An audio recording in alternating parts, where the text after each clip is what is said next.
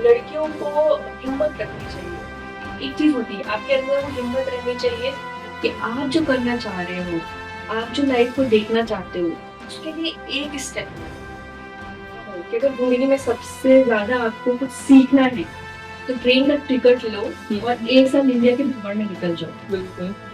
जो आपको ज़िंदगी सिखा देगी, वो शायद आपको कोई कॉलेज में सीखने को नहीं मिलेगा और कोई कॉर्पोरेट में सीखने को नहीं मिलेगा। एंड मेरे उस 6 मंथ के ट्रैवल में मैं भूटान थी 15 दिन के लिए। एंड आर्मी और जैसे लोग हैं, मतलब हमें तो एक्चुअली सैल्यूट करना चाहिए। Both the people, they are the most patriotic, most countryman people. And जब कारगिल का युद्ध भी हो रहा था, तब कारगिल के लोग थे जो आर्मी के साथ खड़े थे और बोल रहे थे आपको क्या करना है, हम आपको खाने दे रहे हैं, आपको किधर हमारे लिए हेल्प चाहिए, हम आपको कर रहे हैं।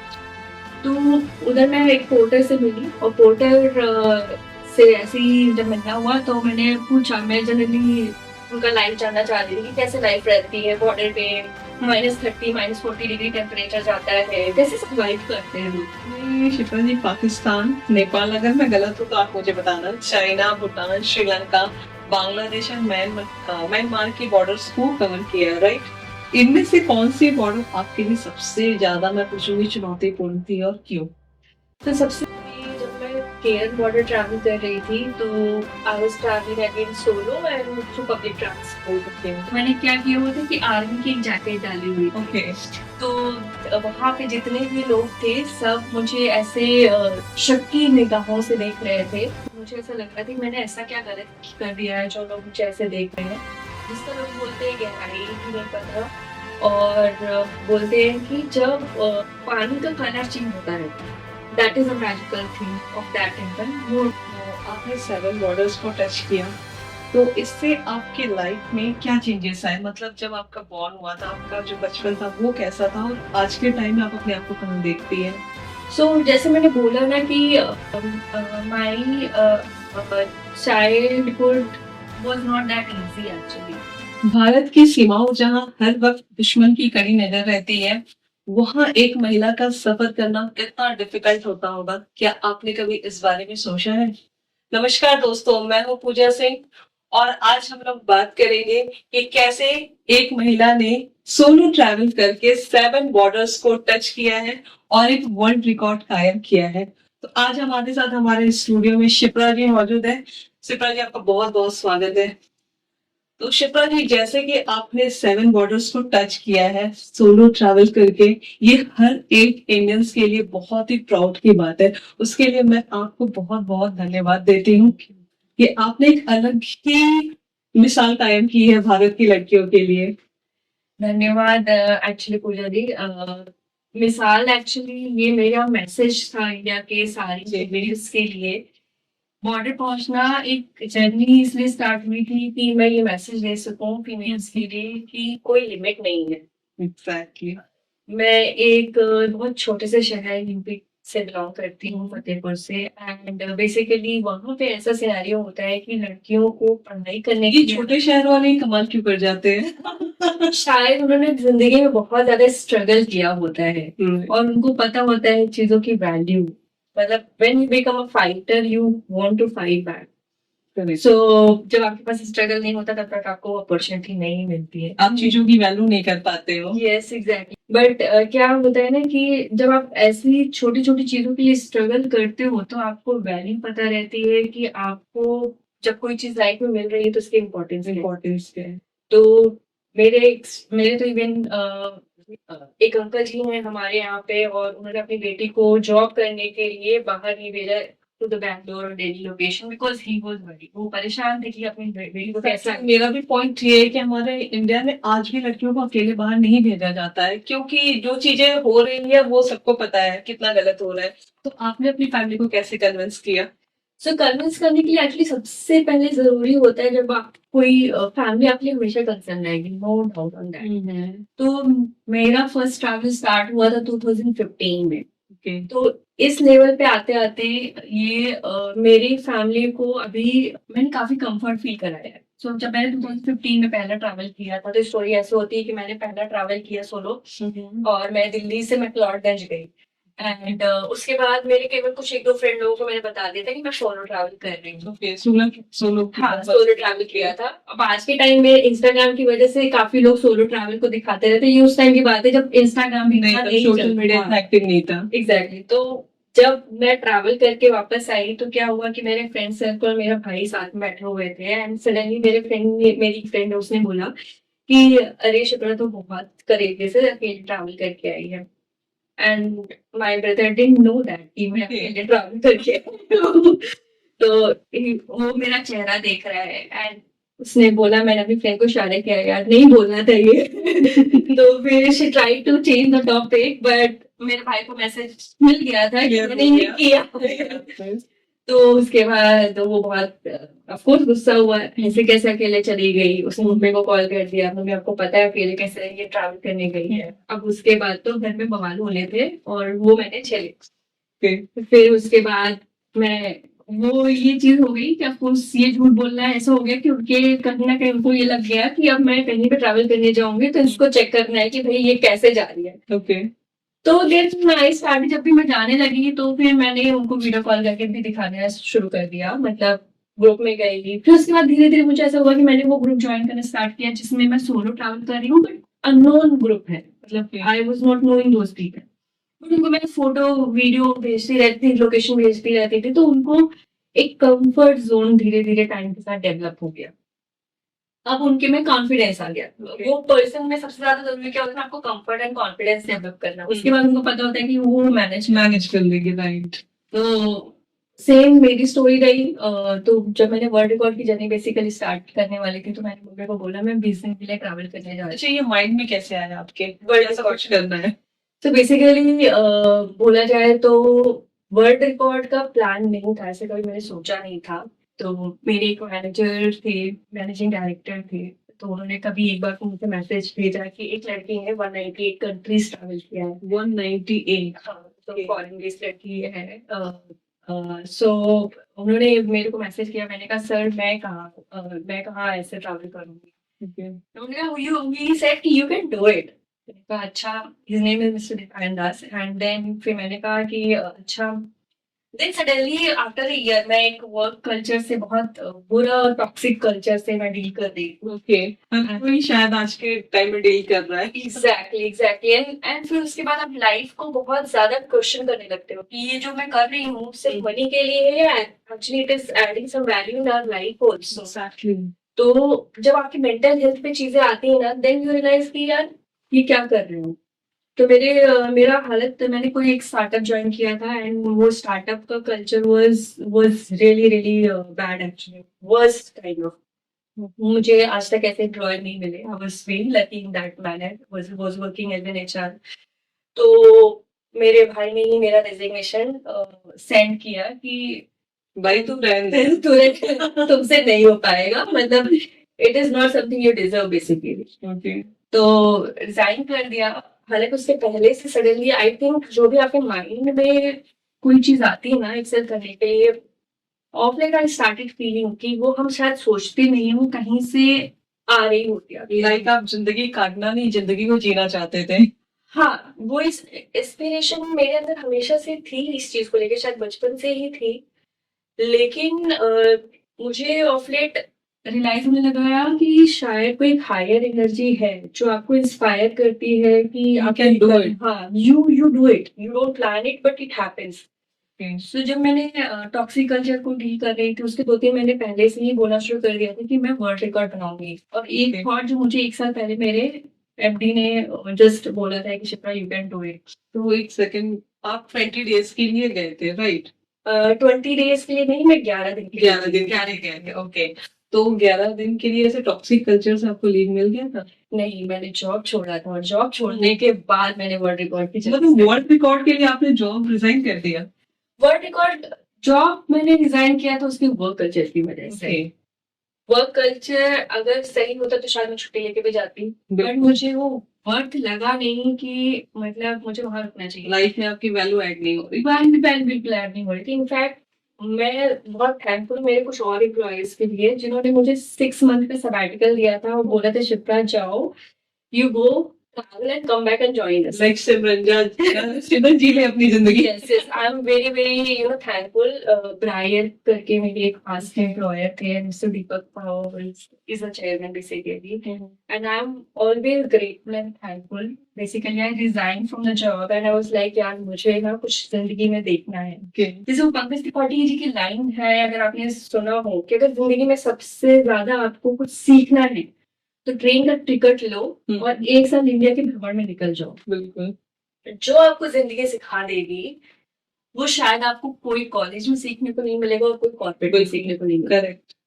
सो कुछ वैसा सा ही था। मतलब मैंने रिजाइन पेपर डाला था, 2019 की बात है, कोविड के जस्ट पहले। मैं उस कंपनी में तब काम कर रही थी और मैंने जब रेजिग्नेशन डाला तो मेरे चेयरमैन सर ने बुलाया, बोला क्या हुआ? ही वाज थिंकिंग कि पॉसिबल सैलरी हाइक के लिए शी मस्ट हैव रिजाइन्ड। और उनको ये नहीं पता कि दिमाग में कुछ अलग जुड़ा फाला चल रहा है कि भाई मुझे तो जीना है, मुझे तो जिंदगी जीना है। तो ये आस्क्ड मी एंड मैं उनको 10 मिनट तक बोलती रही, सर मुझे ये करना है, मुझे वो करना है, मुझे जिंदगी, मुझे देखना है चीजें लाइफ में कैसी होती है। He was silently listening to all those things. I find it, I'm quite blessed to have him and such people in my life actually who understand that value is just beyond the office work. There are more things in life, and just they give the patience and time to those things actually. And being employed, he could have said no, but नहीं, उन्होंने वो बोला कि ठीक है, you go for 6 months, travel and come back and join us. And I was also very obliged कि मतलब मैं What 6 months? 6 months actually. So then that point of time, and मतलब कुछ बोलते हैं ना हायर पावर चलता है, तो you won't believe कि just जैसे ही मैं वापस आई उसके बाद कोविड हिट कर गया है। Okay. एंड मेरे उस 6 मंथ के ट्रैवल में मैं भूटान थी 15 दिन के लिए। एंड भूटान में मैंने ऐसी ऐसी जगह देखी है जहाँ पे जो जनरली लोगों को अलाउड भी नहीं होती है, एंड उसके लिए आपको स्पेशल परमिट होता है, जैसे बूथांग वैली हो गया, हा वैली हो गया। एंड मुझे बाय गॉड ग्रेस मुझे वो पता नहीं रास्ते बनते चले गए और मुझे एंट्री मिलती चली गई। कुछ जगह थोड़ा सा फैमिली फैमिली ने अलाउ कैसे किया, जर्नी कैसे स्टार्ट हुई? सो दैट एक्चुअली फैमिली ने कैसे अलाउ किया, मैंने बताया ना, जैसे अब उनको 2015 में मैंने ये फर्स्ट स्टेप लिया तो उसके बाद धीरे धीरे उनको कॉन्फिडेंस हो गया था। हालांकि जब आपने अपनी मदर को कहा कि मुझे जाना है सोलो ट्रिप पे, वो भी मतलब बॉर्डर्स को टच करने के लिए, जहाँ हर वक्त मतलब दुश्मन की नजर होती है, तो कैसे कन्विंस किया था? क्या रिएक्शन था आपकी मम्मा का? तो एक्चुअली मैंने मम्मी को जब स्टार्टिंग में बोला कि मैं 20 दिन के लिए जा रही हूँ बॉर्डर ट्रैवल करने के लिए, तो मम्मी का सबसे पहले तो शॉकिंग, देन एंग्री रिएक्शन था कि 20 दिन के लिए जा रही हूँ। तो मुझे लगा यार 20 दिन शायद ज्यादा हो रहा है, I should cut down the timing. Okay.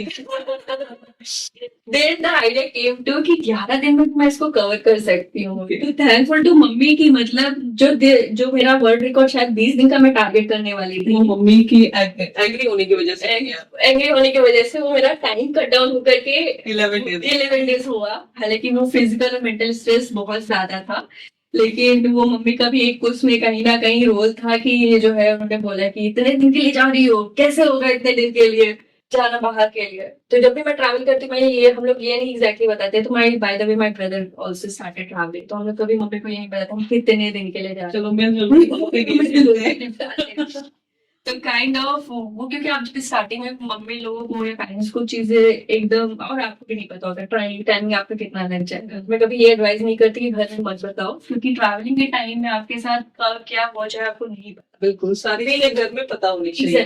Be a responsible person. आप अपने घर में पेरेंट्स को या फ्रेंड्स को बता के जाओ आप कहाँ जा रहे हो, किसके साथ जा रहे हो, या सोलो ट्रैवल कर रहे हो। एग्जैक्टली, सोलो ट्रैवल कर भी रहे हो तो उनको इन्फॉर्म करके रखो कि हम इस जगह पे हैं, अपना लोकेशन शेयर करके रखो। एटलीस्ट आप अपना एंजॉय कर रहे हो, बट उनको पेन तो मत दो अपने फन की वजह से। That is totally wrong. तो वो करना जरूरी होता है। जब वो उनके इमोशन सेटल होते हैं तो आप भी इंजॉय कर पाते हो।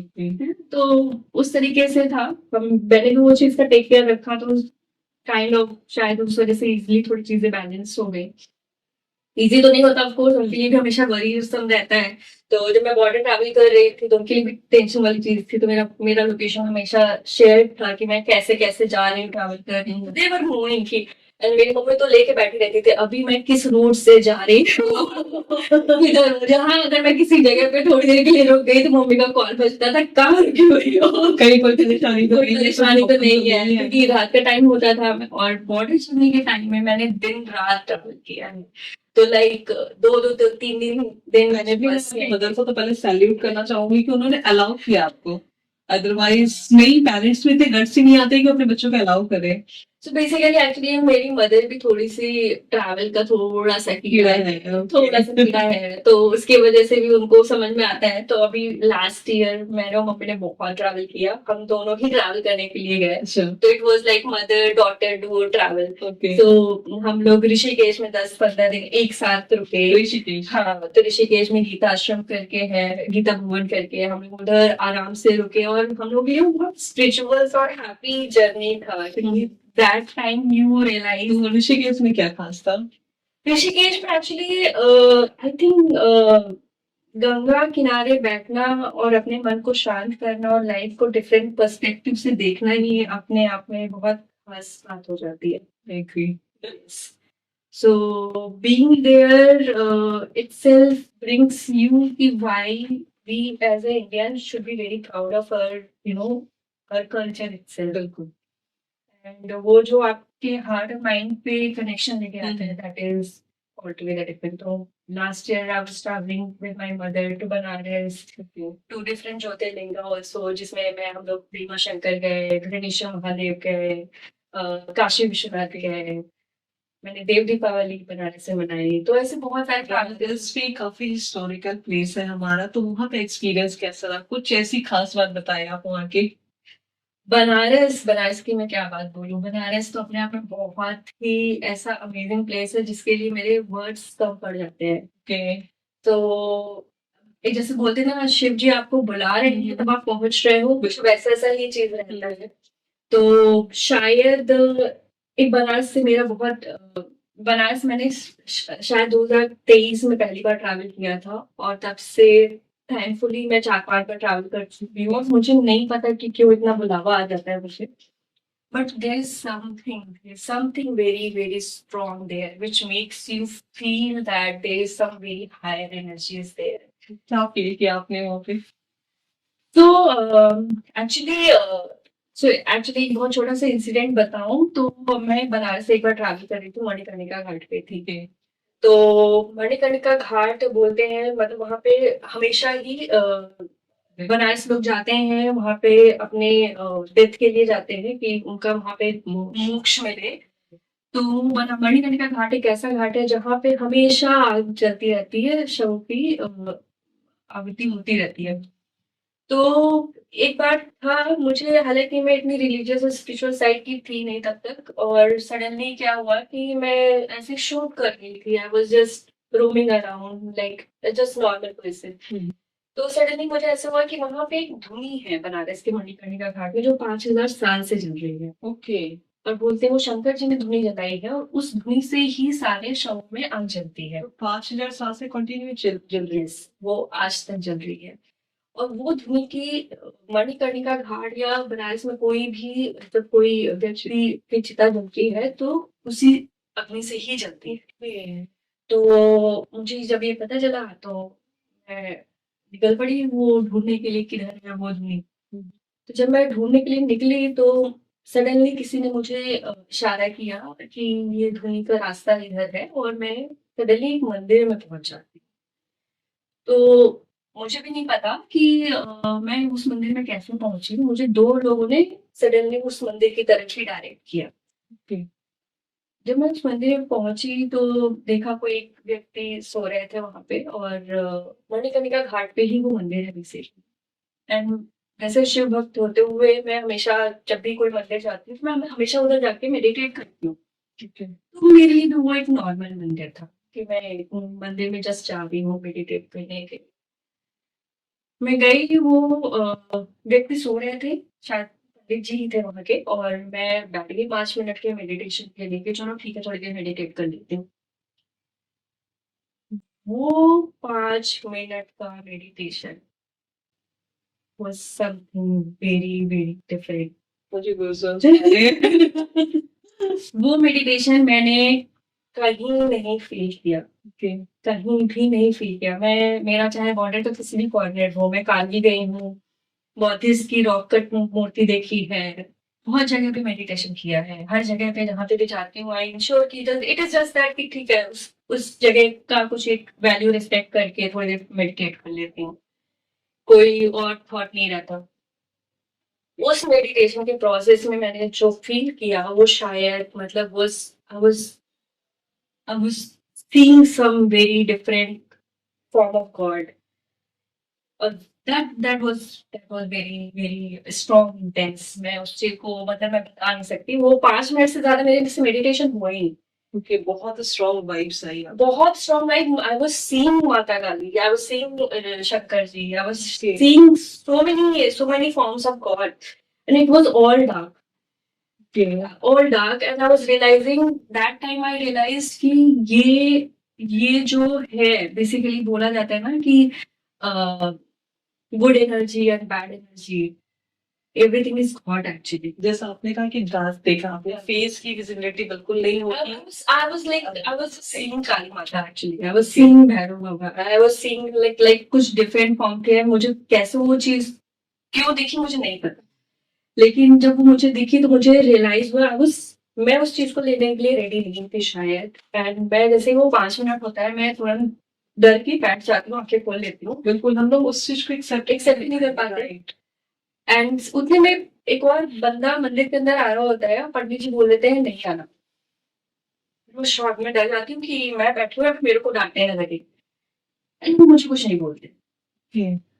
मैं शॉक्ड हो जाती हूँ। फिर मैं पता नहीं वो डर की वजह से था, मैं जल्दी जल्दी हाथ जोड़ती हूँ वहां से एक तरीके से भाग लेती हूँ। एक्चुअली ना, जो आज के टाइम में मतलब इस बात के थ्रू मैं ये भी रखना चाहूंगी, बहुत ऐसी वीडियोस आती है जिसमें कहते हैं कि मुझ पे माता जी आई है, चाहे कुछ भी ऐसे आए हैं। लेकिन जहाँ तक मैं फील करती हूँ ना, उनकी इतनी सी जो स्ट्रॉन्ग वाइब्स हमें फील होती है ना, वो भी हम बर्दाश्त नहीं कर हाँ, सकते हैं। तो इतनी शक्ति को हमारे शरीर कभी झेल ही नहीं पाएगा। एक्चुअली मैं थोड़ी पता नहीं मैं बोलूँ ना उस चीज के बाद हायर एनर्जी पे मेरा थोड़ा बिलीव हो गया, मतलब एक ट्रांसफॉर्मेशन जिसको बोलते हैं वो शायद हुआ उस चीज के बाद। एंड मुझे नहीं पता कितना मतलब ऑफकोर्स विद ड्यू रिस्पेक्ट कि लोगों के अंदर ऐसी चीजें आती हैं एंड कहीं पे सही है कहीं पे गलत है, हर चीज को हम सही भी नहीं मान सकते। हमने भी ऋषिकेश में कुछ बहुत स्ट्रॉन्ग चीज ऐसी फील करी थी कि मैं अभी बताऊंगी तो वीडियो काफी लंबी हो जाएगी, लेकिन मैं इस चीज से बिल्कुल कनेक्ट कर रही हूँ कि ये चीजें एक्चुअल में होती है। और आप मुसीबत में हो तो ये साक्षात आपकी हेल्प करने को भी आते हैं। True true.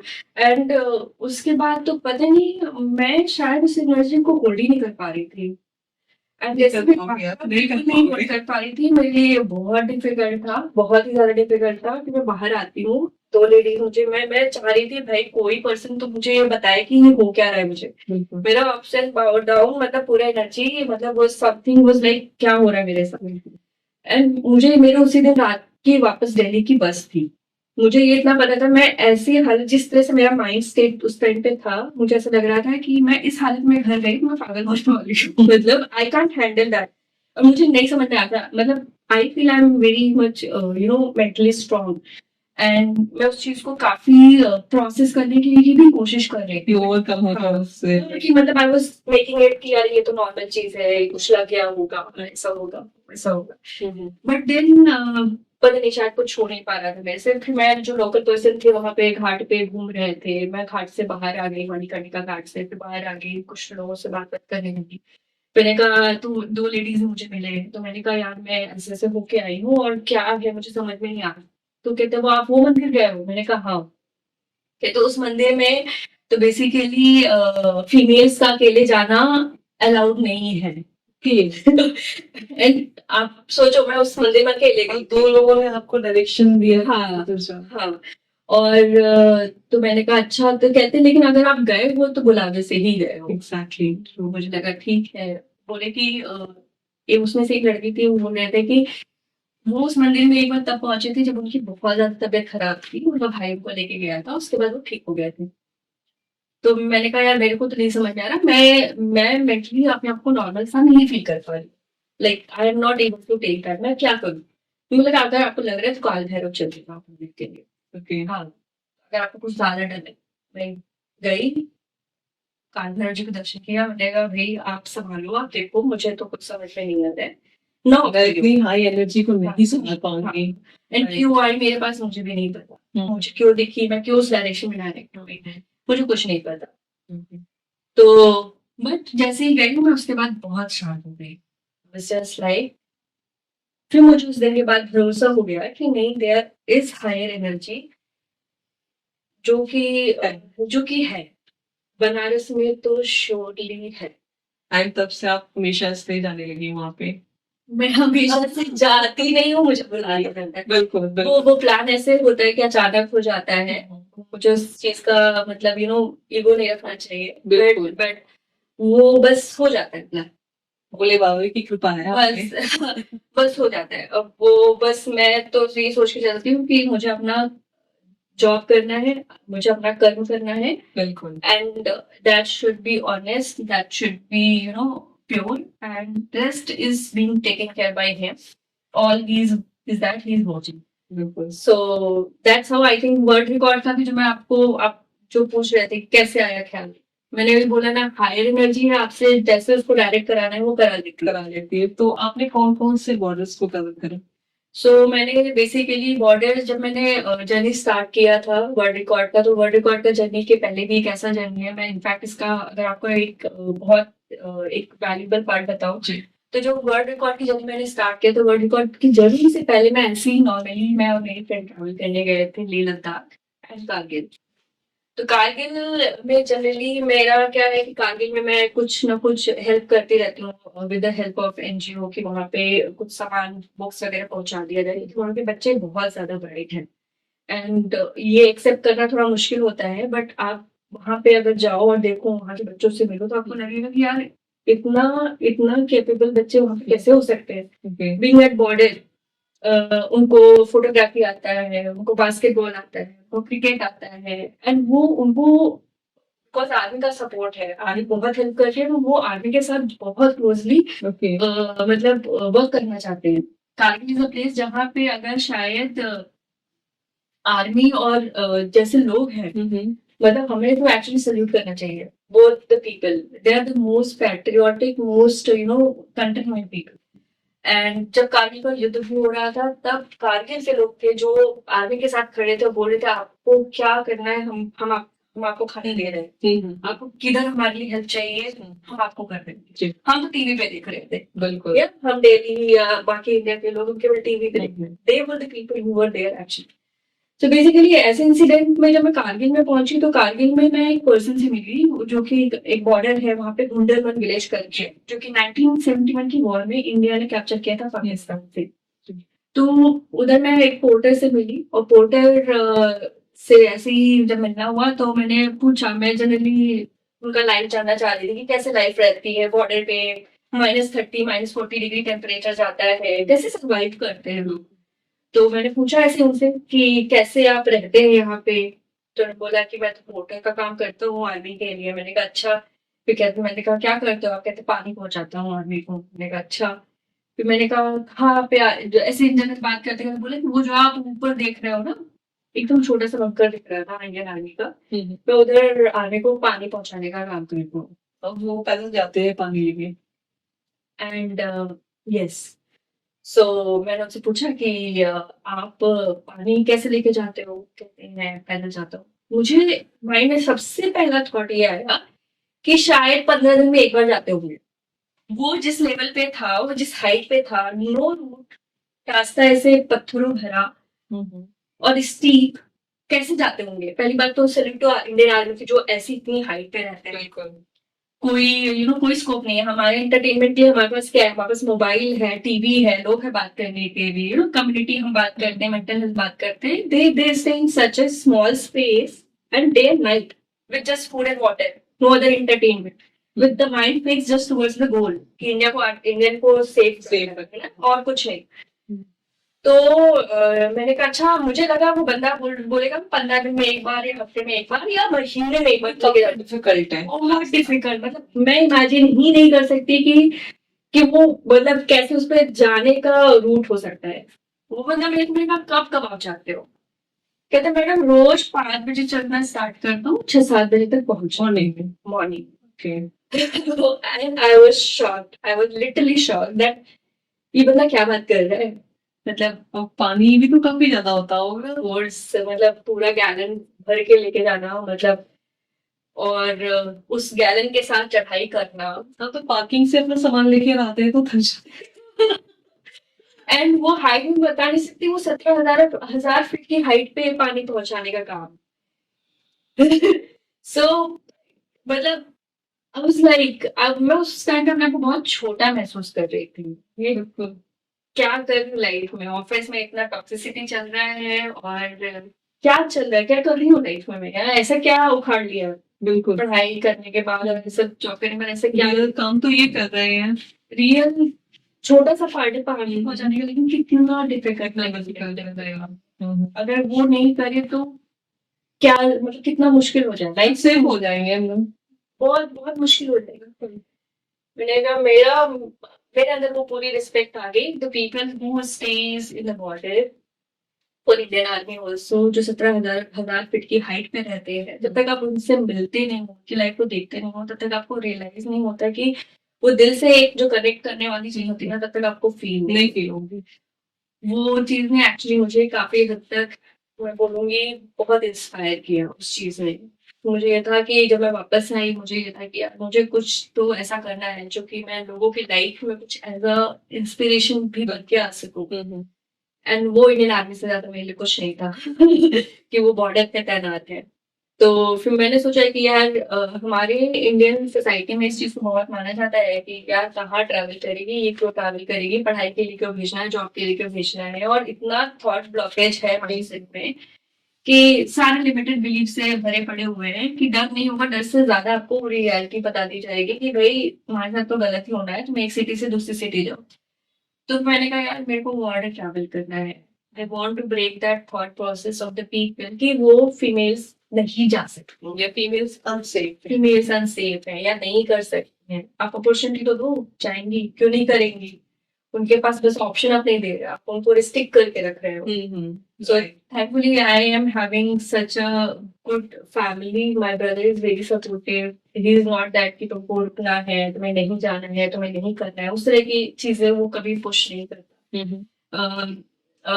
तो and friend circle also, but हर कोई इतना इस तरीके से सोच नहीं रख पाता है। तो मेन चीज आप सोसाइटी में अगर चाहते हो बदलाव लाना, तो वो सोच में बदलाव होता है। देखिए अगर आपकी सोच में बदलाव हो गया तो आपके लाइफ की डायरेक्शन, रिजल्ट सब कुछ चेंज हो सकता है। बिल्कुल। तो मैंने सोचा कि ये थोड़ा बदलाव लाना जरूरी है। तो मैंने कहा कि ठीक है, इंडियन आर्मी इज मतलब मुझे सल्यूट के लिए है, मैं उनके लिए ट्रैवल करना चाहती हूँ, और प्लस एक फीमेल्स के लिए मैसेज जाना चाहिए। एंड सही बोलूं, जो 11 दिन का टारगेट था, मम्मी का तो था ही इन्फ्लुएंस, बट वो पोर्टल का बहुत स्ट्रॉन्ग इन्फ्लुएंस था कि मुझे फिजिकल और मेंटल लेवल पे अपने आप को चैलेंज करना है। जो आप वो पानी वाला इंसिडेंट देख कर आई थी। हाँ, मुझे ऐसा लगा कि अगर वो फिजिकली मेंटली अपने आप को इतना चैलेंज कर रहा है रेगुलर बेसिस पे, तो भाई वो बंदा बॉर्डर पे बैठ के अपने आप को कर रहा है, प्रूव कर रहा है। बिल्कुल।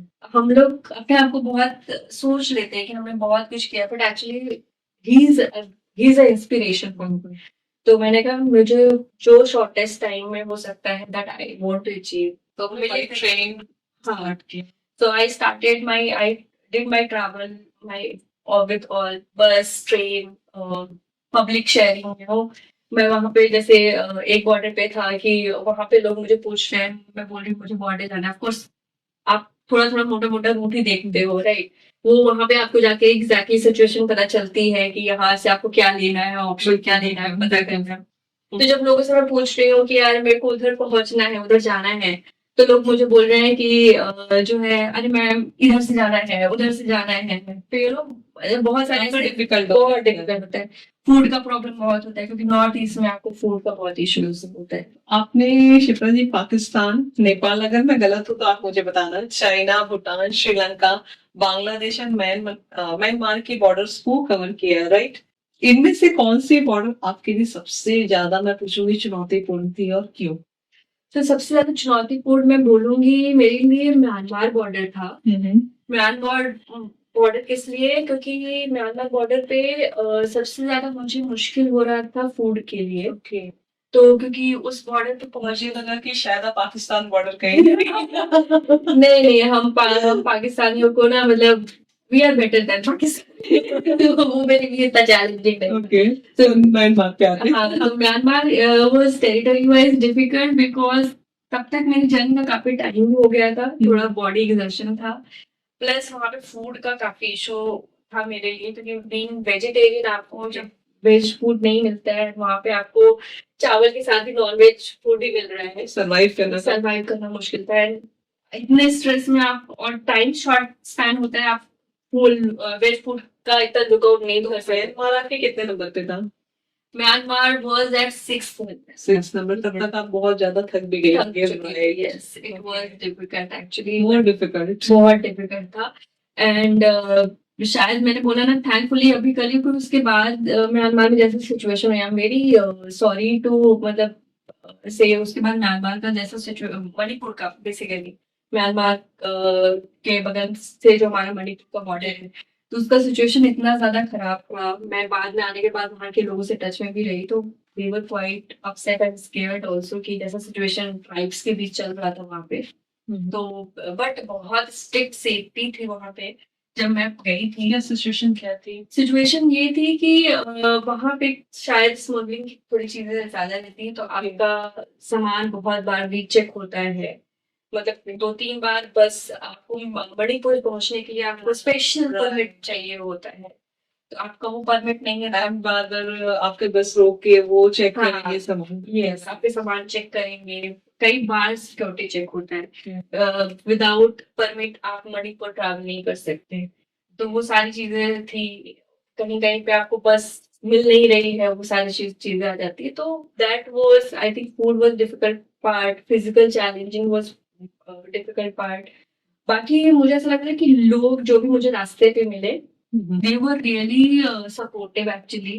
पूरे इंडिया में मैं जहाँ भी ट्रैवल की, मुझे लोग बहुत सपोर्टिव मिले, मतलब कहीं रूट बताना हो, कहीं कुछ गाइड करना हो, वो इतने इंडिया के लोग इसमें काफी एक्सपर्ट है। बहुत बहुत ज्यादा, मैं बता नहीं सकती। मतलब मेरा अगर ट्रैवल कंप्लीट हो पाया तो मैं जो ऑन रूट लोगों से मिल रही हूँ और वो मुझे गाइडेंस दे रहे हैं, तो उसकी वजह से भी एक रीजन है कि मैं इतने मतलब कंप्लीट कर पाई। क्या कभी इस टाइम में आपको लगा कि अब बस करते हैं, गिव अप करते हैं, अब सफर पूरा नहीं है? ऑफ कोर्स लगा था, एक लेवल था, क्योंकि मुझे एक टाइम ऐसा हो गया था कि मैं ट्रेन में ट्रैवल कर रही थी और उस टाइम पे मेरा स्ट्रेस लेवल इतना हाई हो चुका था कि मुझे नींद नहीं आ रही। ऑलमोस्ट कितने दिन हो गए? आई थिंक 9-10 डे था ऑलमोस्ट। और मुझे अगर कोई जो जिस वजह से एक इंस्पिरेशन मिल रही थी, जब मैं फेसबुक में डाल रही थी आई दिस डिसऑर्डर, और जब मैं ये भी पोस्ट कर रही थी कि I am feeling tired now, तो मुझे जो मेरे फ्रेंड्स थे वो बोल रहे no you have to do it. Okay, motivation मिल रहा था। हाँ, Okay. वो मैं जर्नी मैं कर रही थी, ट्रैवल वो लोग मेरे साथ कर रहे थे।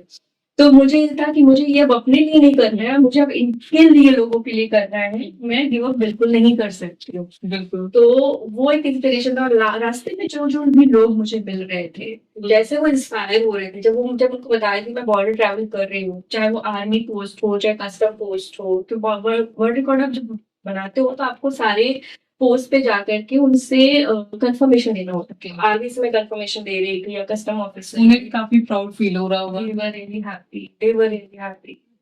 मतलब और उनके लिए मतलब उनकी फीलिंग मुझे एक बहुत प्राउड फील करा रही थी कि मैं कुछ अच्छा कर कुछ रही हूँ। अच्छा कर रही हूँ एक्चुअली उनके लिए अच्छा, ऐसे भी कुछ लोग मिले क्या कि क्या मतलब ये तो मतलब लोग कहते हैं ये तो पागलपन है, हाँ, क्यों कर रही हो, क्या जरूरत क्या है? ऐसे भी कुछ लोग मिले? मुझे रास्ते में तो नहीं मिले। ओके, मुझे उसके बाद लोगों ने बोला क्या जरूरत था करने का, क्यों किया, बेनिफिट क्या है हाँ, इसके? मतलब बेनिफिट क्या है, मतलब क्यों किया? रास्ते में तो मुझे जो भी लोग मिल रहे थे, जब मेल बेसिकली मिल रहे थे, वो तो बहुत हैपीली इंस्पायर्ड हो रहे थे और मुझे ऐसा लग रहा था मैं कि वो जैसे सोच पा रहे थे कि एक लड़की ये कर पा रही है, तो मेरे घर में भी जो मेरी बेटी है, मेरी बहन है, मेरी वाइफ है, वो भी कुछ अलग डायरेक्शन में भारत कर बदल सकती रहा है। तो वो चीज़ मेरे लिए इनफ मोटिवेशन था कि मैंने जो ये कॉज़ उठाया है, it is making an impact actually. बिल्कुल। बाकी जब मैं वापस आई ऑफ कोर्स हर किसी का अपने-अपने थॉट होते हैं। अपने आप पॉइंट ऑफ हाँ, व्यू होते पॉइंट हैं। ऑफ व्यू होते हैं। आप उससे किसी को भी रोक नहीं सकते हो। अगर वैसे रोक के चलेंगे तो फिर तो आप कुछ लाइफ में कर नहीं सकते। इग्नोरेंस बहुत जरूरी बहुत है ज़रूरी होता है। तो you have to cut down those negative thoughts जो कि आपको लगे कि डाउन फील कर रहे हो कि भाई ये क्यों करना चाहिए? आपको लग रहा है कि ये करने की ज़रूरत अगर आपका माइंडसेट क्लियर है तो आपको अपने गोल पे ही फोकस करना चाहिए। कुपवाड़ा और केरन जैसे इलाकों में कैसा माहौल था? मतलब वो कहा जाता है कि वहाँ पे सेफ्टी के फीचर से देखा जाए तो बहुत प्रॉब्लम है। हाँ, सो बेसिकली क्या हुआ कि जब मैं केरल बॉर्डर ट्रैवल कर रही थी तो I was travelling again solo and through public transport. Okay तो मैंने क्या किया हुआ था कि आर्मी की एक जैकेट डाली हुई थी। ओके तो वहां पे जितने भी लोग थे सब मुझे ऐसे शक की निगाहों से देख रहे थे कि मुझे ऐसा लग रहा था कि मैंने ऐसा क्या गलत कर दिया है जो लोग मुझे ऐसे देख रहे हैं। तो मैंने एक लेडी से पूछा, फिर मैंने फेक आर्मी वाले हाँ, कुछ ऐसा। तो मैं नाश्ते के लिए बैठी थी और फिर वो एक लेडी आई थी और मैं बैठी थी मुगल थी और पूरा अपनी बॉडी को ब्लैक बॉडी से कवर किया हुआ था। फिर सडनली मुझे जब थोड़ा सा लगा कि normal she I can talk to her, तो मैंने उनसे पूछा कि लोग मुझे ऐसे क्यों देख रहे हैं? ओके तो काफी ऑकवर्ड फील होता है ना, लोगों की निगाहें ऐसे देखती है। एग्जैक्टली एंड जब आप अकेले ट्रैवल कर रहे हो, हाँ बेसिकली कुपवाड़ा में मेरी फीलिंग ऐसी थी कि मुझे ऐसा लग रहा था कि मैं एक डेंजर जोन में हूँ। ओके मैं प्रॉपर्ली डेंजर जोन में हूँ। अगर कोई चीज़ मुझे कंफर्टेबल केवल फ़ील करा रही थी वहाँ पे, तो वो केवल आर्मी में जो हमारे तैनात थे, केवल उनको देख कर के मुझे लग रहा था कि I am safe. And continuously लोगों की निगाहें काफी परेशान कर रही है। बहुत परेशान करती वो जब आपको देखते हैं कि आप अकेले हो, क्योंकि वो बहुत शक कर रहे थे ऑफ कोर्स, तो जब वो शक कर रहे थे तो मुझे और डेंजर सा फ़ील हो रहा था। तो जब मैंने उनसे पूछा तो उन्होंने बोला आपने आर्मी की जैकेट डाली हुई है तो उसकी वजह से है, तो लोग देखेंगे ही। तो कहीं न कहीं मुझे लगा कि ये मेरे लिए पॉज़िटिव भी है। तो मतलब अगर मैं ऐसे नॉर्मल एज़ अ सोलो ऐसे कर रही ट्रैवल कर रही हूँ और मैंने ये नहीं डाला हो तो पीपल कैन मतलब मुझे नहीं पता कैसा वहाँ के कल्चर के हिसाब से आपका आउटफिट भी थोड़ा सा अलग हो गया होगा। हाँ, तो बेसिकली मैंने हालाँकि मुझे किसी से सजेशन मिला था कि आप अपना हेड कवर कर लेना। Okay I was covering my Offensive head. लगेगा। हाँ, कि I should look like a Kashmiri person. वो मुझे लगा एक्चुअली कि लोग बोल रहे थे कि हाँ, मतलब आप कश्मीरी लग रहे हो, बट वो जैकेट थी जो कमाल कर रही थी। तो वो हुआ। फिर उसके बाद जब मैं बॉर्डर पे पहुंची तो जो मैंने टैक्सी वैक्सी किया तो वो लोग अच्छे थे, ड्राइवर भी अच्छे थे। ही वाज कि मैं आपको एकदम बॉर्डर तक पहुंचाऊंगा, गेट तक पहुंचाऊंगा। वहाँ कितने दिन स्टे था आपका? मेरा एक नाइट स्टे था, पहुंची मैं और उसके बाद लेट नाइट हो गया था। वहाँ पे कोई होटल नहीं होते हैं। ओके तो बेसिकली क्या है कि केरन वैली अभी 2 साल पहले इंडिया साइड से ओपन हुआ है और वो एक ऐसा बॉर्डर है जहाँ पे रिवर है और रिवर को साइड आपको पीओके दिखता है, रिवर के साइड इंडिया है। तो बेसिकली मैंने सर्च किया था गूगल में, तो मुझे लगा होटल तो मिल जा रहा है। तो अच्छा, एक रिवर बह रही है, उस साइड पाकिस्तान और इस साइड हिंदुस्तान। हाँ, पाकिस्तानी पीओके तो ओके ऑक्युपाइड कश्मीर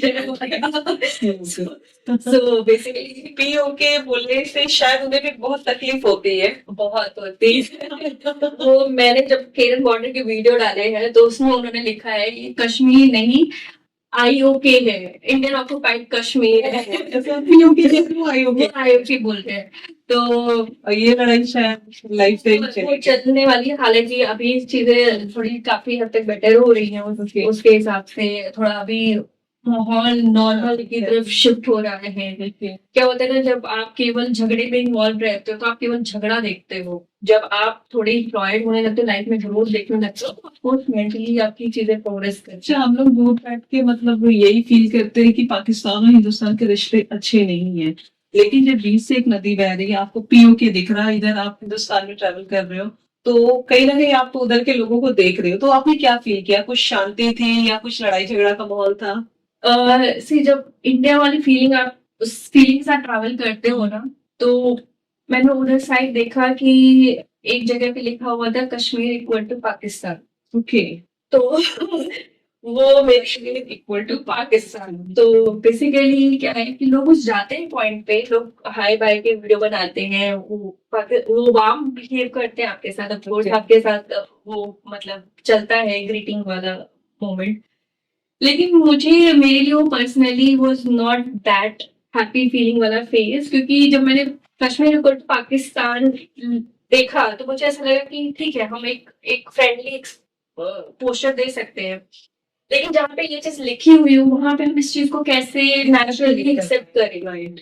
मतलब वो एक नेचुरली फील करने वाली बात होती है। वो आई फील लाइक कि नहीं, मतलब that was something not there, you shouldn't have been there. So मतलब आप ये कह सकते हैं उधर के लोग भी इधर के लोग को देख एक्साइटेड हो रहे हैं, yes, है ना? yes. हैंड्स वेव कर Yes, रहे हैं, yes. हाय वो सब बाय हेलो कैसे हो? yes. लेकिन वो जो बीच में लिख दिया उन्होंने, वो चीजें खराब कर दी। वो उनको मतलब अल्टीमेटली क्या होता है ना, उनको फ्रेंडली भी दिखाना होता है और अल्टीमेटली अपना एक हॉस्टाइल इफेक्ट भी दिखा देना होता है। तो ऐसे ग्राउंड पे आप चीजें फिर नॉर्मल तो नहीं रह सकती ना। Ground can be one thing, आप या फिर फ्रेंडली रहो या फिर वो हॉस्टाइल चीजें मत देखो। बिल्कुल।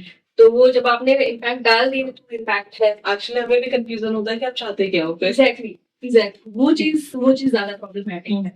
तो द्रास और कारगिल जैसे वॉर एरिया भी आपने कवर किया, राइट? तो वहां पे क्या मतलब आपने एक्सपीरियंस किया? कुछ युद्ध जो 99 में हुआ था उसका कुछ एक्सपीरियंस किया आपने? So Kargil or Dras का basically ना, Kargil and Dras are really beautiful places. In fact, I love Dras. I love Dras, and the people of Dras are so pure and so beautiful actually. Okay. So मैं जब द्रास में थी तो द्रास में मैंने कुछ काफी सारा वहाँ के जो लोकल लोग थे उन्होंने मुझे द्रास ऑनलाइन करके एक फोरम है, Okay. उन लोगों ने मुझे पूरा द्रास ऐसे एक्सपीरियंस कराया है जो शायद मैं सोलो ट्रैवल में नहीं कर सकता। हमें भी एक्सपीरियंस है। सो बेसिकली द्रास का एक एरिया है मुश्को वैली। ओके। जैसे आप वैली ऑफ फ्लावर देखो, मुश्को वैली। हाँ मुश्को वैली। तो that is again POK in India basically LC. So जो वैली है it is completely green, no houses as such, and वो एरिया है जो एक टाइम में, अगर आपने विक्रम बत्रा को सुना होगा, तो टाइगर हिल जो उन्होंने कैप्चर किया था वो जस्ट द्रास पे है। इट्स जस्ट आप द्रास के मनमन टॉप पे जब आप पहुंचते हो तो एकदम पूरा वैली आपको दिखता है, तो उसमें आपको टाइगर हिल और बाकी जितने भी पॉइंट्स हैं सब आपको दिखते हैं। तो वहां पे आप देखोगे तो आपको पीओके भी दिख जाएगा जो आप जब टॉप पे पहुंचते हो। मनमन टॉप एक ऐसी जगह है जहाँ पे आपके एकदम रेड रेड फ्लावर्स हैं, पूरा वैल्यू से कवर रहती है। It is having very herbal benefits also, Ayurvedic जो एक हाई एल्टीट्यूड माउंटेन पे जो हर्ब्स होते हैं वो ऐसे काफी सारी चीजें आपको काफी मेडिसिन भी वहां से बनती यस है। Yes yes. एंड एक बहुत यूनिक चीज आपको मैं बताऊं द्रास की, तो द्रास में आपने शायद पांडव में अर्जुन भीम और यस यू आर राइट। सो जब पांडव अपनी जर्नी को जा रहे थे माउंटेन्स की तरफ, तो क्या हुआ कि हर एक भाई कुछ कुछ अपना डेथ होती जा रही थी। उस प्रोसेस में भीम जी का डेथ करीब हुआ था द्रास के अराउंड। ओके। तो द्रास के अराउंड में उनकी एक बड़ा सा पत्थर है और उस बड़े से पत्थर को बोलते हैं, उस जगह का नाम है भीम भट। ओके। भीम भट। वो नाम कितने कब से चलता चला आ रहा है किसी को नहीं पता है। भीम भट, भट का मतलब होता है पत्थर, तो बोलते हैं वो भीम जी की बॉडी है। अच्छा। वो भीम जी की ओरिजिनल बॉडी है ऐसा बोला जाता है। तो वहाँ पे कैसी वाइब्स थी, कैसा जगह था? सो इट वाज, पत्थर वो आपको पूरा ओपन स्पेस में रखा हुआ है एंड वहां पे आसपास में कुछ नहीं है, ऐसा टेंपल जैसा नहीं, it is just open space. तो काफी स्ट्रॉन्ग थे। यस, तो कुछ स्ट्रॉन्गनेस वाली वाइब्स आई वहाँ पे आपको? ऐसे वाइब क्या मतलब, तो बेसिकली बोलते हैं जो वो पत्थर के नीचे से लोग मिट्टी लेके जाते हैं। अच्छा। तो वो मिट्टी को लोग अपने वहां पे जो लोकल लोग हैं वो अपने घर के जगह पे रखते हैं, बोलते हैं उससे जानवर दूध अच्छा देता है, घर में लाभ होता है। इवन मुस्लिम फैमिलीज भी है वो भी वो पत्थर मिट्टी लेके जाते हैं अपने घर पे रखते हैं। मुस्लिम फैमिलीज। हाँ। सो बेसिकली मुझे जो स्टोरी थी वहाँ पे वो एक मुस्लिम फैमिली में ही बदली थी। ओके। मैं एक होटल में रुकी थी, होटल 99 करके है, द्रास में ही है। वो जस्ट जस्ट से 1 किलोमीटर दूरी पे ही है जहाँ पे ये भीमबेटका पत्थर रखा हुआ है। कारगिल वॉर मेमोरियल से हार्डली 1 किलोमीटर का डिस्टेंस है। तो लोगों को पता नहीं एक्चुअली, हम कारगिल वॉर मेमोरियल जाते हैं लेकिन वो भी वहाँ पे है। तो दैट इज द स्पिरिचुअल और historical part basically one should explore, जो कि लोगों को पता नहीं है। बिल्कुल। कारगिल वॉर मेमोरियल वो जब जाते हो तो आपकी मतलब वाइब आपको वो जहाँ पे आपको 15 मिनट का वहाँ पे एक मूवी चलता है कारगिल वॉर के, वो कभी मिस नहीं करना चाहिए। जब आप वो देखोगे ना तो आपको रियल दिखेगा कि मतलब इंडियन आर्मी ने कैसे फाइट किया है, कैसे किया है।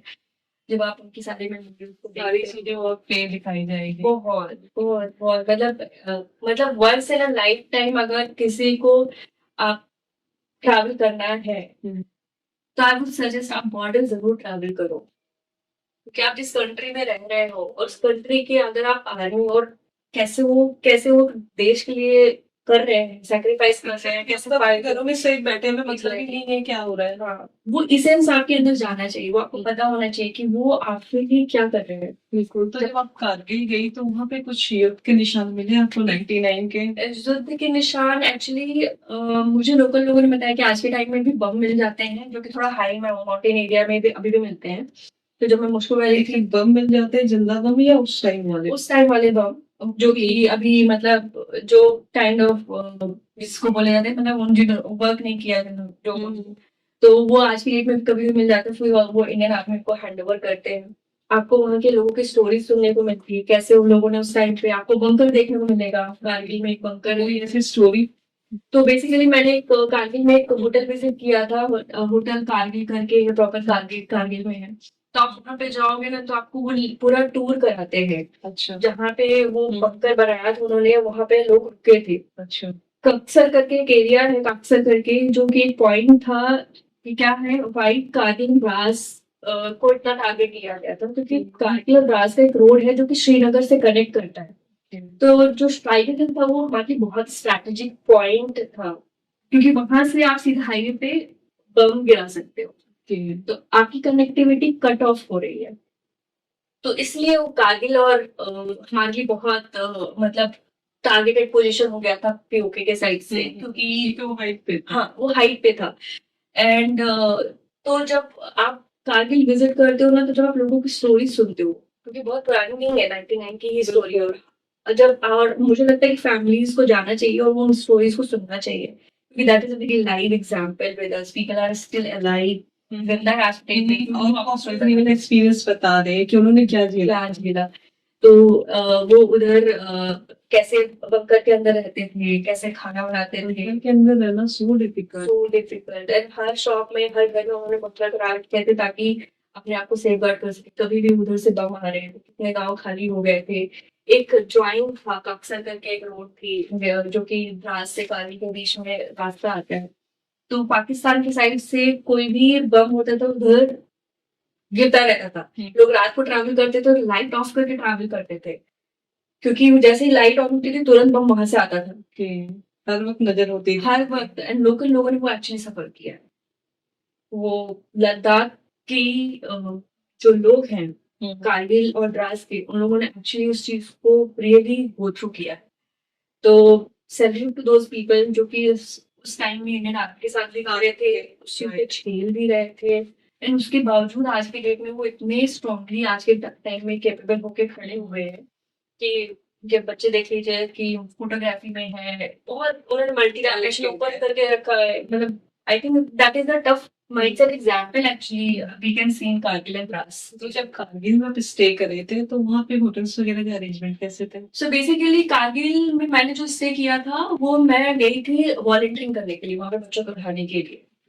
तो मेरा ट्रिप था, मैंने बेसिकली 45 डेज के लिए ट्रैवल किया था कारगिल एंड द्रास और पूरा लद्दाख एंड कश्मीर का काफी एरिया। तो 15 दिन मैंने कारगिल में स्टे किया था। वहाँ के लोग बहुत चाहते हैं, प्रमोट करते हैं कि बाहर के लोग आए और हमारे बच्चों को पढ़ाएं आगे, ताकि बच्चों को क्रॉस कल्चरल थिंग पता चले। वो चाहते हैं कि हमारे बच्चे बहुत आगे बढ़े। मतलब मैं ऐसे एग्जाम्पल लोग वो सारी जगह जल्दी विजिट भी नहीं करना चाहते Exactly. सेफ्टी पर्पस को हाँ, लेके। उनको लगता है कि ये अनसेफ है। Kargil is really safe place. Womens के लिए भी सेफ विमेंस है। के लिए भी वे बहुत सेफ है। बस एक वही पता होता है ना, जब तक आपको दिखता नहीं है आप समझते हो कि जब आपको चीजें पता नहीं होती तो आप उस चीज को निगेटिव भी जो मतलब हमें हमारे सामने आता है उसे ही मान लेते हैं। एग्जैक्टली ठीक है। एग्जैक्टली। मैं कारगिल की रोड पे रात को 9-10 बजे आराम से अकेले वॉक करती थी। 9-10 बजे। एग्जैक्टली। कारगिल की रोड पे अगर आपको देखोगे तो लोग रात को फुटबॉल खेलते हैं बच्चे। अच्छा। 9-10 बजे। एंड कारगिल एक ऐसा प्लेस है जो 6 महीने के लिए 3-4 महीने के लिए बंद हो जाता है ड्यूरिंग विंटर्स। जब हम यहाँ पे 6-7 डिग्री का टेम्परेचर झेल रहे होते हो, वहाँ पे -20 -30 डिग्री का टेम्परेचर झेल रहे होते हैं। तो वो मतलब but still it is very safe place. It is not that कि यू फील अनसेफ। एंड बहुत सारे हिडन प्लेसेस हैं कारगिल द्रास में, बॉर्डर्स हैं, हिस्टोरिकल हिडन प्लेसेस मतलब हिडन प्लेसेस हैं जैसे जो कि अभी लोगों ने एक्सप्लोर नहीं किया है। जैसे करना चाहिए। करना चाहिए, बट जब भी ट्रैवल करें रिस्पॉन्सिबल ट्रैवल करें, खराब नहीं करें। वो वहाँ की नेचुरल ब्यूटी है। तो इसलिए थोड़ा मैं प्रमोट नहीं करती चीजों को कि मतलब, क्योंकि अल्टीमेटली क्या होता है कि इसलिए मैं इतने साल से ट्रैवल कर रही हूँ, इसलिए मैंने बहुत ज्यादा अपने आप को इंस्टाग्राम में और यूट्यूब में नहीं रखा है, क्योंकि वो जो जगह है जहाँ मैं गई हूँ बहुत साल पहले गई हूँ, अगर वो शायद लोगों की नजर में बहुत ज्यादा आता है ना, तो लोग उसकी खूबसूरती कम हो जाती है। कर देते हैं। तो इसलिए अच्छा है, कुछ जगह पहुंचना डिफिकल्ट है। डिफिकल्ट रहेगा तभी वो जगह सेफ रहेगी, नहीं तो फिर जगह खराब होने में टाइम नहीं लगता आजकल के सोशल मीडिया के टाइम में। तो होटल्स वगैरह पे आए तो वहाँ पे होटल्स में रहे थे? यस, जब आप वॉलंटियरिंग करते हो तो आपको होटल वहाँ पे बहुत अच्छे से वेल फ्लरिश होटल वगैरह सब आपको आराम से मिलेगा। There are 3 star 4 star hotels also in Kargil and Dras also, so things are quite advance. ऐसा नहीं है कि वहाँ पे आपको नहीं मिलेगा। अनलाइक केरल जैसे प्लेस है जो कि बॉर्डर अभी ओपन हुए हैं, वही कुछ प्लेसेस है जहाँ पे अभी डेवलपमेंट होना बाकी है। बट अदरवाइज बॉर्डर्स पे जैसे इंडियन आर्मी सपोर्ट करती है उस तरीके से चीजें काफी वेल एस्टैब्लिश्ड है। इंडियन आर्मी ने बहुत काम किया है और आज के डेट में भी द्रास में बहुत काम करते हैं। मुझे जब आप वॉलंटियरिंग करते हैं, जब आप स्पेशली अगर मैं वॉलंटियरिंग की बात करूँ, जब आप वॉलंटियरिंग करते हैं तो वो थोड़ा आपको अरेंजमेंट्स करवा देते हैं, क्योंकि आप लोकल नहीं हो, आप जानते नहीं हो, तो आपका रहने खाने का इंतजाम करा देते हैं। ये तो बहुत अच्छी बात है। बहुत अच्छी बात है। हर किसी को वो अपॉर्चुनिटी का फायदा उठाना चाहिए। ऐसी जगह पे आप जाके घूम भी सकते हो, सोशली कंट्रीब्यूट कर सकते हो वहाँ के बच्चों की पढ़ाई में और डेवलपमेंट, नेशन डेवलपमेंट में। ओके। एंड जम्मू की अगर बात करें तो वहाँ पे एक खीर भवानी टेम्पल है जो काफी फेमस है, एंड शायद आपने वो विजिट भी करा है अपनी जर्नी में। यस, तो खीर भवानी टेम्पल भी अभी जब हमारा 370 डिसॉल्व हुआ था उसके बाद बेसिकली खीर भवानी टेम्पल ओपन हुआ, और कश्मीरी पंडितों का वो कुल देवी है। तो अभी भी आज के टाइम में भी बहुत सिक्योरिटी रहती है, एंड कश्मीरी पंडित एक्चुअली बहुत डरते हैं अभी कश्मीर में भी, बिकॉज अभी आज के टाइम में तो सिचुएशन काफी मच बेटर स्टेज पे है। बट जैसा उनके साथ स्टेट हुआ था, तो मैं विजिट करने गई थी पब्लिक ट्रांसपोर्ट से अगेन, और मैं ऐसे ही लोगों को प्रमोट करती हूँ कि भाई पब्लिक ट्रांसपोर्ट यूज करो, प्राइवेट व्हीकल करने की जरूरत नहीं है। हर जगह के लिए हर चीज मीडियम अवेलेबल है। थोड़ा पेशेंस रखना पड़ता है ऑफकोर्स। हाँ, अगर आपको टाइम का हरी है, हाँ डिस्कम्फर्ट भी ऑफकोर्स हो जाता है, लेकिन अगर आपको टाइम का हरी नहीं है तो एंजॉय दैट जर्नी, क्योंकि आप जो लोकल ट्रैवल आप करते हो, लोगों से बात करते हो, वो इससे आपको ज्यादा लर्निंग दे देता है। अगर आप प्राइवेट टैक्सी से करोगे वो आपको लर्निंग बोरिंग भी हो जाएगा। राइट। मतलब आपको लोगों से बात करने का मौका नहीं मिलता। अगर आप अपने कंफर्ट जोन में रहना चाहते हो तो आप अपना प्राइवेट करो, अदरवाइज आप पब्लिक से करो। बट अगर आपको लाइव एक्चुअली देखना है इंडिया कैसा है, तो आपको पब्लिक ट्रांसपोर्ट में ही ट्रैवल करना बहुत सारे डिफरेंट लोग मिलेंगे, डिफरेंट बातें होंगी। यस, आपकी कब आप उनको देख रहे हो कैसे रिएक्ट कर रहे हैं, कैसे बात कर रहे हैं, आप उनसे बात कर रहे हो, आप उनकी स्टोरीज जान रहे हो। बिल्कुल। तो वो आपको प्राइवेट होटल, प्राइवेट टैक्सी नहीं मिलेगा। तो जब मैं खीर भवानी मतलब मैं ऐसे ही 2-3 बस को चेंज कर करके मैं पहुंची थी खीर भवानी के लिए। श्रीनगर से कोई डायरेक्ट बस भी नहीं चलती है, तो 3-4 मीडियम मैं चेंज करके फाइनली खीर भवानी जब पहुंची श्रीनगर से, तो खीर भवानी मंदिर में जो कश्मीरी लोग, वहाँ पे एक हॉल है जहाँ पे कश्मीरी काफी पंडित लोग आते हैं, रुकते हैं। देवी जी का उसको देवी है जो उनकी। पहले श्रीनगर में रहते थे, नहीं अब नहीं। अब नहीं रहते, अब वो जम्मू शिफ्ट कर गए एक्चुअली। तो एक दादी जी मुझे मिली थी वहां पे, तो उन्होंने मुझे स्टोरी बताई। उस टाइम पे थी कश्मीर, श्रीनगर में ही थी जब ये इंसिडेंट हुआ था। हाँ, क्या बताया उन्होंने? तो वो बहुत खराब था सिनेरियो, बहुत ही खराब था। मतलब किससे अपना कहे वहां पे, किससे पराया कहे, हम कुछ नहीं पता। तो बहुत डेंजरस था। उन्होंने भी अपना घर छोड़ दिया था। उन्होंने छोड़ दिया था, सब छोड़ करके वो लोग श्रीनगर से जम्मू शिफ्ट कर गए थे। तो वो चीज था। और एक तो मतलब वो लोग भी शॉक थे, मैं अकेले कैसे ट्रैवल कर रही हूँ श्रीनगर के उस एरिया में जैसे। और डर भी तो होता है ना उनके अंदर की, हाँ। उन्होंने बहुत खराब समय देखा है। एग्जैक्टली, उन्होंने जो शायद वो एक टाइम में जब इंसान डर झेल लेता है तो शायद उसके लिए लाइफ टाइम मेमोरी बन जाती है। उनके साथ जो हुआ शायद हम सुन भी ना पाए। और सुन पाना और फील कर पाना भी बहुत डिफिकल्ट है उस चीज को एक्चुअली, राइट। बहुत डिफिकल्ट। तो ट्रस्ट हमेशा के लिए एक्चुअली चला जाता है चीजों से। और बट हाँ, कुल देवी हैं तो वो आती हैं वहाँ पे, देखती हैं, दर्शन करते हैं, रुकते हैं वहाँ पे विद ऑल सिटी। भवानी क्यों पड़ा उस जगह का नाम? तो बेसिकली जो कुलदेवी है खीर भवानी, तो बेसिकली उनको खीर का प्रसाद चढ़ता है। ओके। और बेसिकली वो ऐसे लेक के बीच में है पानी, वो बेसिकली 7 कॉर्नर का बेसिकली लेक है, जिसका लोग बोलते हैं गहराई भी नहीं पता। और बोलते हैं कि जब पानी का कलर चेंज होता रहता है, that is a magical thing of that temple. वो लेक में लोग खीर डालते हैं माता जी को प्रसाद में, एंड लेक का कलर चेंज होता रहता है खीर भवानी टेम्पल का। तो बोलते हैं कि जब कोविड का टाइम आया था तब वो पानी का कलर काला ये था। जब भी पानी का कलर काला या लाल होता है तब इसका मतलब होता है कि कुछ परेशानी है, कुछ डेंजर चीज। यस, डेंजर सा है चीजें। ओके। और जब पानी का कलर नॉर्मली ब्लू या ग्रीन होता है तब इसका मतलब होता है कि जो है चीजें नॉर्मल है। इट इज तो कहीं ना कहीं साइन भी होता है। साइन होता है, वो देवी जी का साइन होता है जो कि वो लोग मानते हैं। ओके। कश्मीरी पंडित जो दादी जी आपके साथ मिली थी, तो उनके साथ एक्सपीरियंस कैसा रहा? एक्सपीरियंस बहुत अमेजिंग था। एक बड़ा सा हॉल था वहाँ पे, सब लोग वहाँ पे क्या रहता है, कुल देवी भवानी के अंदर ही मंदिर है, उसके पीछे एक हॉल है। वहाँ पे वो लोग सब आके रुकते हैं, बड़ा सा कंबल बेड सब अरेंज कर देते हैं, मतलब बेड क्या गद्दा बेसिकली। और बेसिकली वहाँ पे वो लोग रुकते हैं, खाना भी वहीं पे बनाते हैं, खाना भी सब वहीं पे बना के रहते हैं। तो मुझे जब मैं वहां पे पहुंची तो लोग मुझे बुला बुला के खाना खिला रहे हैं।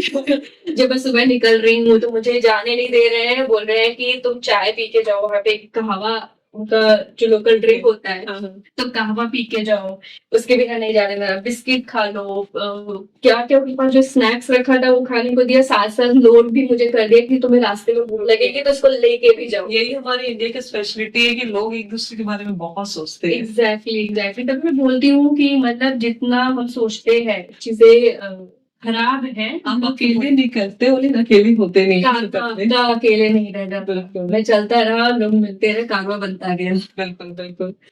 तो आगे बढ़ते हैं, चाइना बॉर्डर पर अगर आए तो वहां से हमारा काफी तनावपूर्ण माहौल रहता है, काफी टेंशन चलता है, तो वहां पे कैसी फीलिंग थी? सो बेसिकली बॉर्डर पे जब आप चाइना बॉर्डर जाओ तो ऐसा चाहिए आपको बेसिकली आर्मी ज्यादा दिखती है, मतलब you don't see local people जब आप चाइना बॉर्डर पे जाओ।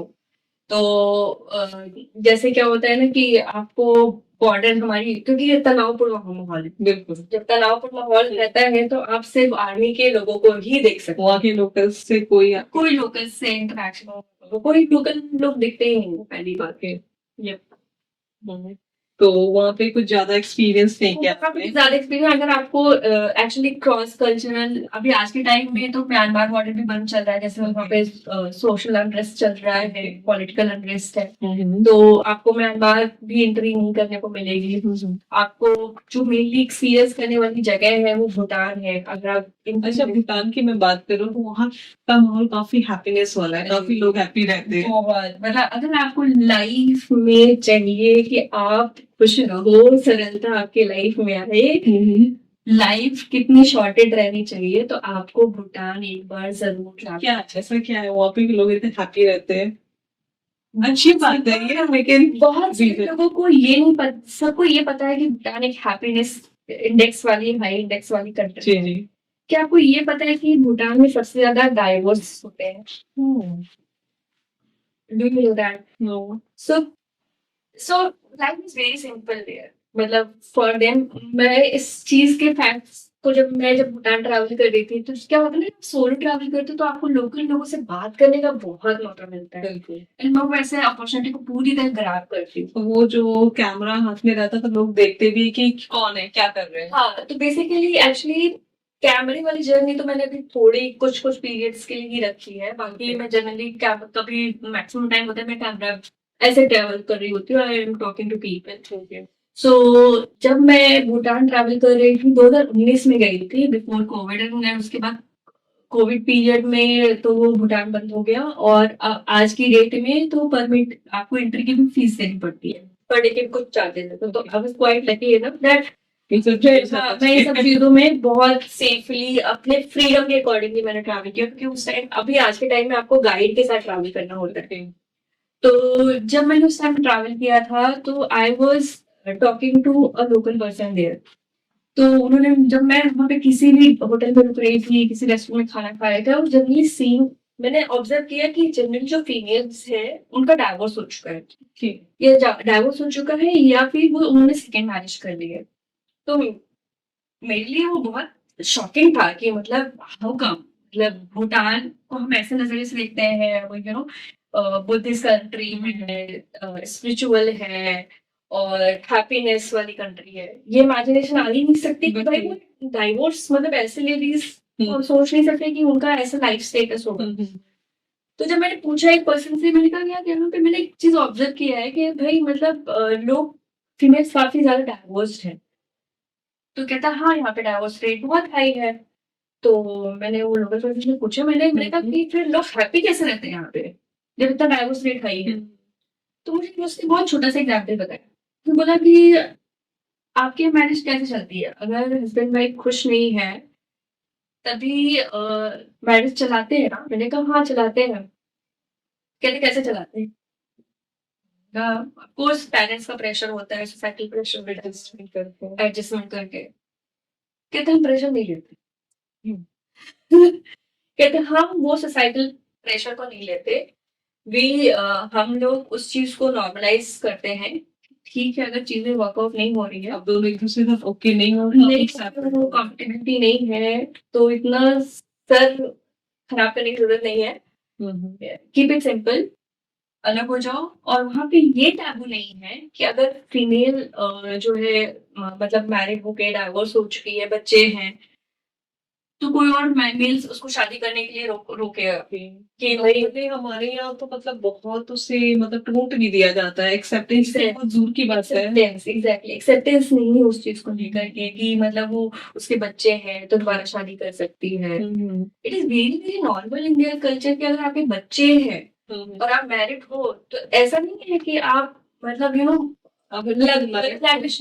यूज करो, लेकिन खराब प्रॉपर्टी नहीं होगी, not the waste person, you are the person, you are the important person. And again, अगर कोई सिंगल लड़का भी है, अनमैरिड है, तो वो आराम से इजीली एक्सेप्ट करते हैं कि तो वहाँ पे लोग अपनी लाइफ रीस्टार्ट बहुत इजीली स्मूथली कर लेते हैं। वो मेंटल ब्लॉकेज नहीं है कि ये जो है हमारे नजरिए में जो चीज डाली गई है कि अरे ये तो देखो ना, हम देखने ही लगते हैं। हमारे सोचो ना, हम हमारे सामने कोई और अगर कोई बच्चों के साथ हो, लेडी हो, शादी कर रही हो किसी सिंगल लड़के से, तो हम कितने सारे थॉट्स, ऐसा क्या रहा होगा इसमें, कितने सारे थॉट्स, क्वेश्चन, बहुत सारी चीजें आती है माइंड में, बट वहाँ पे लोग अपने भी लाइफ जी रहे हैं। Yes, they take it very easily, just simple.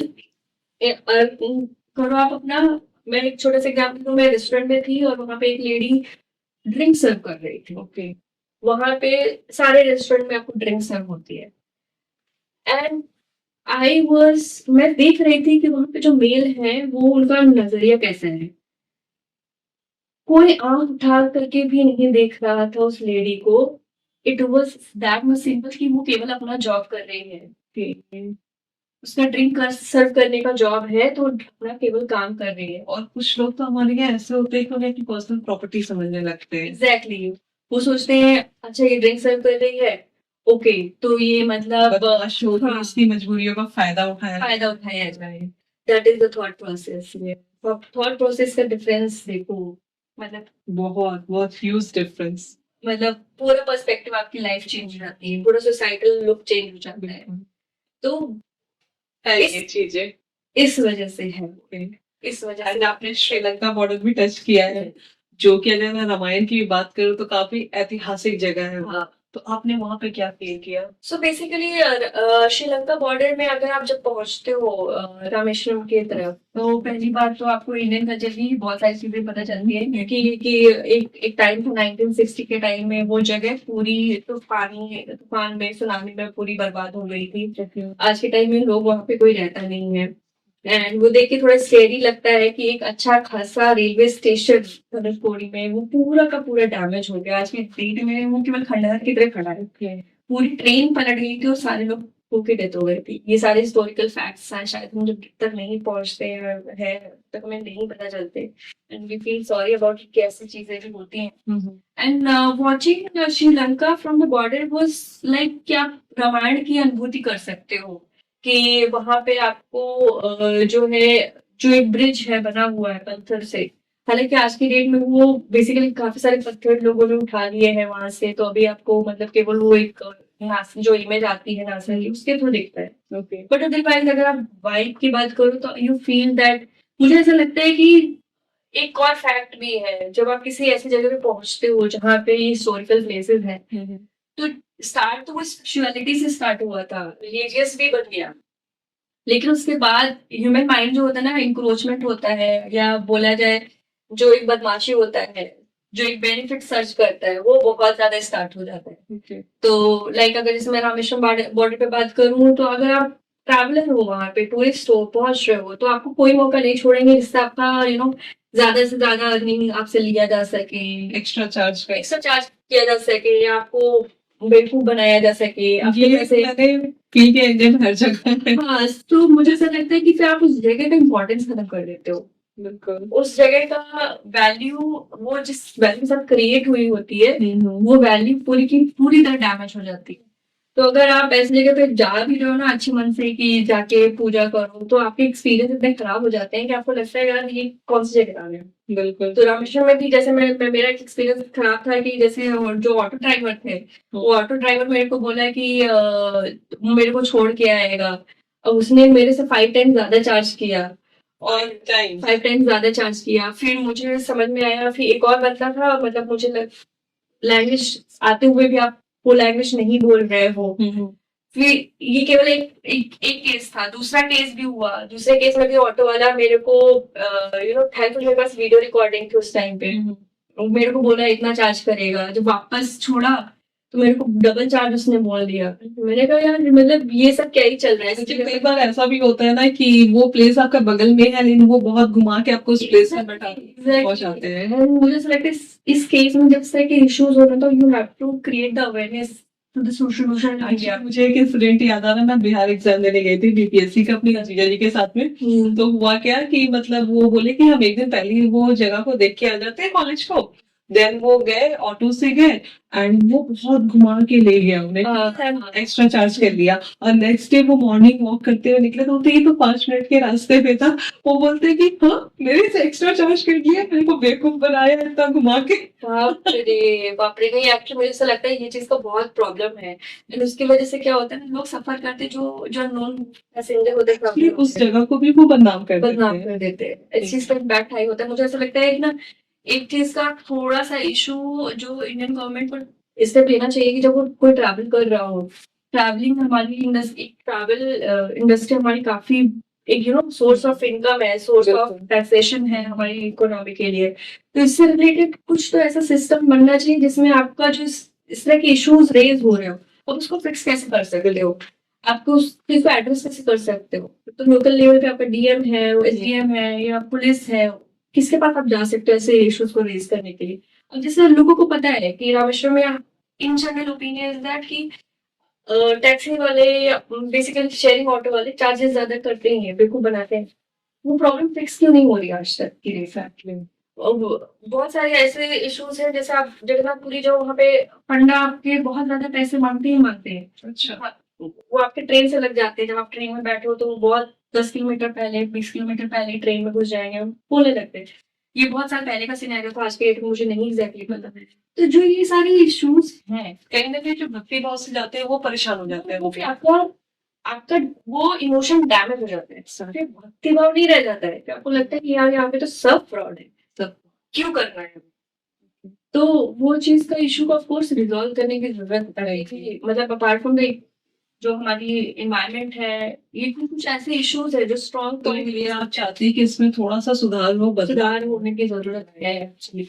और जब तक ये सुधार नहीं होगा तब तक हमारी वो तब तक टूरिज्म का और बेनिफिट लोगों को मिलेगा नहीं मिलेगा।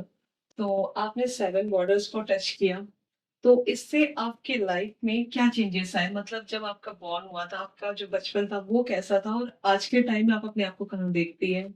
सो जैसे मैंने बोला ना कि my childhood was not that easy actually. तो बेसिकली बोला जाए तो ट्रैवलिंग ने मुझे बहुत एम्पावर किया है। तो आई थिंक जैसे नॉर्मली फीमेल्स की लाइफ में होता है और जैसे जनरली पेरेंट्स भी नहीं समझते हैं, मेरे घर में भी वैसा ही कुछ सिनेरियो था। काफी डोमेस्टिक वायलेंस का सिनेरियो था। लाइक पढ़ना लिखना तो साइड बाय चलता रहता है, लेकिन I was mentally very much impacted actually. My father, we used to suffer a lot. हम लोग बहुत ज्यादा सफरिंग देखी है। हमारे पापा काइंड ऑफ जैसे होता है ना, यूपी का एक डोमिनेंस रहता है मेल में, वो एक डोमिनेंस था। और काफी ज्यादा डोमेस्टिक से इश्यूज थे। मतलब हम लोग ने वो चीज बहुत फेस किया, और उस चीज का बच्चे के दिमाग में बहुत बुरा असर पड़ता है। बहुत मतलब वो शायद पूरी जिंदगी निकल जाती है उस असर से निकलने में। तो अभी आजकल के टाइम में अभय करके आईआईटी बाबा है जो फेमस काफी हो रहे हैं, एंड काइंड ऑफ जो वो बातें बोलते हैं वो शायद मेरे मतलब मेरे लाइफ से बहुत ज्यादा कनेक्टेड है। कि घर में आप झगड़ा देख रहे हो, आपके माइंड में कहीं ना कहीं उस चीज का इम्पैक्ट तो जा ही रहा है। अ, आप डिप्रेशन में जा रहे हो, नहीं जा रहे हो, उस टाइम पे तो डिप्रेशन वर्ड भी नहीं होता था। तो आप बस ये है ना कि जब आपके सामने प्रॉब्लम आती है तो आप फाइट बैक करते रहते हो, करते रहते हो, करते रहते हो। तो ये चीज़ का इम्पैक्ट था, बहुत ज़्यादा था। हम लोगों ने वो चीज़ बहुत फेस किया, और शायद उसकी वजह से ही मुझे ऐसा लगता है कि काफ़ी डिफरेंस आया मेरे ट्रैवल की वजह से। तो ट्रैवल के लिए मैं बहुत थैंकफुल हूँ कि शायद मैंने ट्रैवल नहीं किया होता तो मेरी लाइफ में वो चेंजेस नहीं आए होते। शायद मैं भी बाकी लड़कियों की तरह उस चीज़ को नॉर्मल लाइफ को एक्सेप्ट कर लेती, जो लाइफ चल रही है। मुझे ये पॉजिटिव साइड ऑफ लाइफ कभी देखने को मिलता नहीं मिलती। जो बोला जाता है लड़कियों को कि लाइक जैसे बहुत छोटे-छोटे एग्जाम्पल है, आपको बोला जाता है, आपको कंपेयर किया जाता है घर के लोगों से, आपको बोला जाता है कि तुम कुछ करने लायक नहीं हो। ये सारी चीज़ें होती हैं, फिर मतलब लाइफ टाइम के लिए इम्पैक्ट रहता है। मेंटल हेल्थ का आजकल के टाइम में इसलिए सिनेरियो बहुत बढ़ रहा है, क्योंकि हम हमारी जनरेशन ने वो चीज़ को इम्पैक्ट को फ़ील किया है। बिल्कुल। उस बचपन को भी फ़ील किया, और आज के टाइम में कॉर्पोरेट स्ट्रेस को भी फ़ील कर रहे हैं। तो आज के टाइम में आपका माइंड कुछ हद तक वो स्ट्रेस को ले सकता है। हर टाइम वो स्ट्रेस नहीं ले सकते। है तो वो आप फिर लाइफ में बाकी चीज़ें करने के लायक नहीं रहोगे। करेक्ट। तो 2 लाइन आप कुछ मैसेज मतलब लड़कियों को दें जो आपकी तरह बनना चाहती है, या जो घरों में बैठी है और दुनिया को देखना चाहती है? सो मेरे हिसाब से लड़कियों को हिम्मत रखनी चाहिए। ट्रैवल मेरे लिए एक रास्ता रहा है। अब बाकी लड़कियों के लिए कुछ और बस एक एक चीज़ होती है, आपके अंदर वो हिम्मत रहनी चाहिए कि आप जो करना चाह रहे हो, आप जो लाइफ को देखना चाहते हो, उसके लिए एक स्टेप लो। तुरंत ही आपको 100% गोल पे पहुँचने की ज़रूरत नहीं है। जब आप पहला गोल लोगे, पहला स्टेप आप लोगे, तब आप देखोगे कि आगे रास्ते अंदर खुलते जाएँगे। आपको दिखेगा कि आपने पहला स्टेप लिया, तो आपके अंदर वो करेज आ जाएगा कि अब आप सेकंड स्टेप भी ले सकते हो। तो वो स्टेप लेना ज़रूरी होता है। एट लीस्ट आप फर्स्ट स्टेप लो। Exactly, exactly. अब जैसे आज की डेट में मेरा एक मिशन हो गया है, I want more and more people to feel empowered. तो I want more and more people to make a world record. It is just not that कि मैंने वो एक्सपीरियंस कर लिया, मैंने 2-3 वर्ल्ड रिकॉर्ड बना लिए, तो वो मेरा सिर्फ एक्सपीरियंस हो गया। मैं चाहती हूँ कि इंडिया का हर बच्चा, हर पर्सन उस चीज को फील कर सके, क्योंकि उससे आपका काफी हद तक ग्रोथ होता है। आपका आप बाउंड्री को पुश कर सकते हो, आप एक अचीवमेंट फीलिंग को ले सकते हो, आप अपने आप को एक्सेल करते हो उस चीज को। तो ये लोग, और आने वाला टाइम अब इस चीज का नहीं रह गया कि केवल पढ़ोगे लिखोगे बनोगे नवाब, खेलोगे कूदोगे तो होगे खराब। तो फिर आने वाला टाइम तो सोशल मीडिया का है, आपके पर्सनल पैशन का है। तो अपने पैशन को बढ़ो, एक वर्ल्ड रिकॉर्ड लेके आओ, लोगों बाकी लोगों के लिए, जो आपके आगे की जनरेशन आसपास के लोग हैं, उनको इंस्पायर करो, वर्ल्ड रिकॉर्ड लिए कुछ करो। यस, तो वो करना बहुत जरूरी है। और मुझे ऐसा लगता है कि लड़कियों के लिए स्पेशली एक मैसेज, ये लड़कियों से ज्यादा पेरेंट्स के लिए मैसेज है। लड़कियां लड़कियां तभी आगे कर पाएंगी कुछ जब उनको उनका वो इन्वायरमेंट मिलेगा। बिल्कुल, लड़कियों को जब तक वो इन्वायरमेंट नहीं मिलेगा, तब तक वो केवल इस चीज से स्ट्रगल करती रहेगी कि वो चीजें क्या करना कैसे है। एक राइट इकोसिस्टम। ये हमारे सोसाइटी में क्या होता है ना कि लड़कियों को पुश करने के बजाय उनकी लेग पुलिंग की जाती है। एग्जैक्टली, लेग पुलिंग भी की जाती है। आपको वो एनवायरनमेंट नहीं दिया जाता बिल्कुल, जिसमें आप वो ग्रो कर सको। आप वो जो भी चीज आप करना चाह रहे होगे, उसको उसका इफेक्ट आपको बोलेंगे नहीं कि यार ये अच्छी आप नहीं है। पुश नहीं करेंगे कि आपको ये करना है, आपको लेग पुल करेंगे कि मत करो ये एग्जैक्टली, चीज। एग्जैक्टली, बहुत। इनफैक्ट बॉयज के लिए भी है ये चीज, आज के टाइम में बॉयज के लिए भी बहुत डिफिकल्ट है काफी सारी चीजें। तो बेसिकली ऐसा इकोसिस्टम क्रिएट करें जो कि एक कोऑपरेटिव इकोसिस्टम हो, हर किसी को प्रमोट कर सके कि भाई this is how communication is really important. आप एम्पावर कर सके, लोगों को मोटिवेट कर सके, एक राइट एनवायरनमेंट क्रिएट कर सके जहाँ पे लगे कि भाई सामने वाले पर्सन को लग रहा है कि यार मैं नहीं कर पा रहा, तो आप ये मोटिवेट कर आप बोलो तो कि ये तुम कर सकते हो। बिल्कुल, ये मत बोलो यार तुम्हारे बस का नहीं होगा। वो बस का नहीं होगा। अगर किसी ने ऐसा सोच रखा है कि मैं करता हूँ, कर सकता हूँ, तो इसके अंदर है कैपेसिटी कि वो कर सकता है। अगर आपने उस चीज को डिमोट किया तो ऑफ कोर्स वो आगे बढ़ने के लायक नहीं बनेगा। अगर बात करूं अपने कंट्री के सोल्जर्स की, जिन्होंने सारे बॉर्डर्स पे तैनात होकर हमारी सुरक्षा के लिए दिन रात काम कर रहे हैं या बहुत डिफिकल्ट सिचुएशन पे भी काम कर रहे हैं, तो हम चाहेंगे कि आप कुछ लाइंस उनके लिए भी बोले। I just say my heart is full because you are there for us, and there is no amount of thank you can fill that feeling ki how much love, respect, and emotions we are having for you. We are just very, very much thankful to you. आपके बिना शायद हम जो इस देश में हैं, हम इतने सेफ गार्ड फील कर पा रहे हैं, हम दोनों बैठ के आराम से बात कर कर पा रहे हैं, कोई पॉसिबिलिटी नहीं। तो और जिस अमाउंट का एफर्ट्स आप देते हो, जिस जिस प्रोसेस से आप गो थ्रू करते हो, training program, mental fitness, physical fitness, वो हर किसी के बस की बात नहीं है। आप उस जगह पे हो क्योंकि आप कर सकते हो। बिल्कुल। तो अगर अगर किसी अगर इंडियन बच्चों को लिटरली वो फिटनेस मेंटल लेवल का एक एक्सपीरियंस करना है, तो इंडियन आर्मी जरूर ज्वाइन करना चाहिए। बिल्कुल। तो शिप्रा जी, आज आपसे बातचीत करके बहुत अच्छा लगा, बहुत अच्छा एक्सपीरियंस रहा। आई थिंक हमारे व्यूअर्स भी काफी कनेक्ट करे होंगे। आज की वीडियो में कहीं ना कहीं हमने ये चीज सीखी है, आप लोग भी ये चीज जरूर सीखेंगे कि अगर कोई भी चीज दृढ़ निश्चय कर लिया जाए, आपका टारगेट सेट हो कि आपको ये चीज अचीव करना है, तो कुछ भी चीजें दुनिया में इम्पॉसिबल नहीं है। बस आपको एक स्टेप उठाने की जरूरत है, आगे बढ़ने की जरूरत है। आप अपने सपनों की उड़ान जरूर भरिए। और आपको ये वीडियो कैसी लगी हमें जरूर बताएं। जय हिंद, जय भारत। जय हिंद, जय भारत।